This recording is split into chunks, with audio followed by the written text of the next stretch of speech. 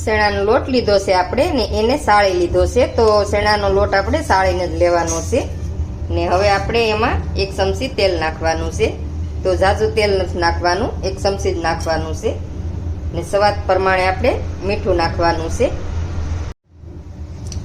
હવે આપણે લોટને મિક્સ કરી લેવાનો છે, તો તેલ ને મીઠું નાખ્યું છે તો એ આપણે આ રીતે લોટમાં મિક્સ કરી લઈએ બધું। તો આ રીતે આપણે મિક્સ થઈ જાય પછી આપણે થોડું થોડું પાણી નાખી ને લોટ બાંધવાનો છે। તો હવે આપણે એમાં થોડું થોડું પાણી નાખતા જઈએ ને લોટ બાંધતા જઈએ, તો ઝાઝું એકહારે પાણી નથી નાખવાનું નકર લોટ પાછો ઢીલો થઈ જાય। તો આ રીતે આપણે લોટ બાંધી લઈએ। લોટ આપણે બંધાઈ ગયો છે આ રીતે, તો આમાં હવે એક થોડુંક પાણી નાખવાનું છે ને હવે એને આ રીતે તમારે 5 મિનિટ હેરખાઈએ તમારે વાસણ પકડી રાખવાનું છે ને લોટને એક ધારો આ રીતે મસળવાનો છે, એટલે લોટનો કલર એ ફરી જાહે ને ફાફડી મસ્ત થાહે। તો આ રીતે આપણે એક ધારો મિક્સ કરવાનો છે લોટને, જુઓ તમે। તો આ રીતે આપણે 5 થી 10 મિનિટ સુધી આપણે મિક્સ કરી લેવાનો છે। તો હવે આપણે 5 મિનિટ લોટ આપણે મસળી લીધો છે, તો જુઓ તમે, તો આપણે આ રીતે લોટ થઈ ગયો છે અને કલર એનો ફરી ગયો છે। તો આપણે ચમચી કરીને આપણે બધો ભેગો લોટ કરી લીધો છે। તો હવે આપણે થોડુંક હાથમાં પાણી લેવાનું છે, ઝાઝું નથી લેવાનું ને આ રીતે લોટની ઉપર પાણીથી કરી દેવાનો છે, એટલે લોટ ફૂંકાય નહીં એ માટે। તો આ રીતે આપણે પાણી લગાડી દેવાનું છે। તો હાલો હવે આપણે બીજી તૈયારી કરીએ। તો હવે આપણે હંચો લીધો છે, તો આપણે ફાફડી બનાવવાની છે, તો એના માટે આપણે આ જાળી લીધી છે। તો હવે આપણે આને ફિટ કરી દેવાની છે ને તેલ લગાડી દેવાનું છે। તો આપણે સારી રીતે આમાં તેલ લગાડી દઈએ આખાઈમાં ને અહીંયા પાછળ આપણે જાળીમાં લગાડી દેવાનું છે તેલ। તો તેલ આપણે લગાડી દીધું છે। હવે આપણે લોટ લીધો છે, તો એને આપણે આમાં ભરી લેવાનો છે, તો ચમચીના મદદથી આપણે ભરી લેવાનો છે આ રીતે। તો બધોય લોટ આમાં ભરી લઈએ। તો લોટ આપણે ભરી લીધો છે ને અહીંયા ઉપર આપણે તેલ લગાડી દેવાનું છે આ રીતે।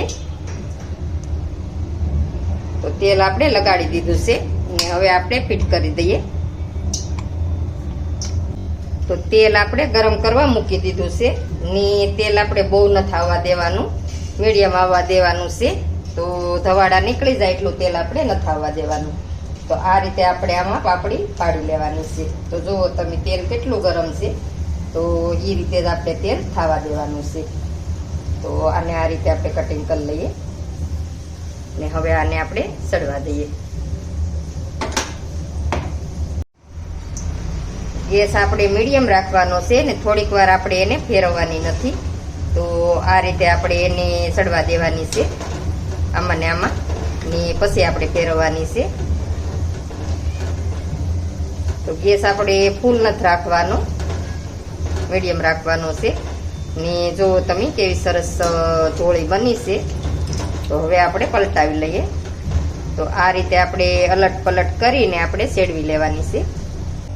તો ફાફડી આપણે સડી ગઈ છે, તો જુઓ તમે, તો આ રીતે આપણે સેડવી લેવાની છે। તો બહુ આપણે લાલ નથી થવા દેવાની। તો આને આપણે હવે કાઢી લઈએ। હવે આપણે બીજી પાડી લઈએ। તો જુઓ તમે, આ રીતે આપણે પડે છે પાપડી, તો મશીનમાં તમે બનાવીએ તો કઈ એવું નથી કે આનું બીજું મશીન આપણે જોઈએ સ્પેશિયલ। તો આ મશીનમાં તમે બનાવીએ તો આ આપણે બીજો ઘાણો અહીં પાડી લીધો છે ને એને આપણે આ રીતે તેલમાં હળવું હળવું આપણે બુડાડી દઈએ એટલે હેરખી સડી જાય। ને આ રીતે તમે ઘેરે ફાફડી બનાવો તો બહુ મસ્ત બને છે ને થોડાક લોટમાં જાજી બને છે ને સારી લાગે ખાવામાં તે। તો જુઓ તમે, આપણે એક બાજુ સડી ગઈ છે સરસ મજાની। એક લોટ તમારે બાંધવામાં ધ્યાન રાખવાનું, કેમ કે લોટને આપણે 5-6 મિનિટ આપણે મસળવાનો સારી રીતે, એટલે ફાફડી તમારી બહુ સરસ બને। તો આને કઈ સડતાય વાર ન લાગે। તો જોવો તમારે મસ્ત સડી ગઈ છે. તો આ રીતે આપણે 1 થી 2 વાર અલટ પલટ કરો એટલે ફાફડી સડી જાય મસ્તીની. તો આને તમે કોરી કે સામા કે ગમે તે ખાઈ શકો. તો આ બીજી આપણે સડી ગઈ છે. તો હાલો આને આપણે કાઢી લઈએ. તો આપણે ફાફડી બનીને તૈયાર થઈ ગઈ છે. તો જોવો તમે બહુ મસ્તની બની છે. તો આપણે એક થોડોક જ લોટ બાંધ્યો હતો, તમને ખબર જ છે. તો એને આપણે જોવો એટલી ફાફડી આપણે બનાવી છે. તો 3 ઘૂસળા આપણે ફાફડીના બન્યા છે.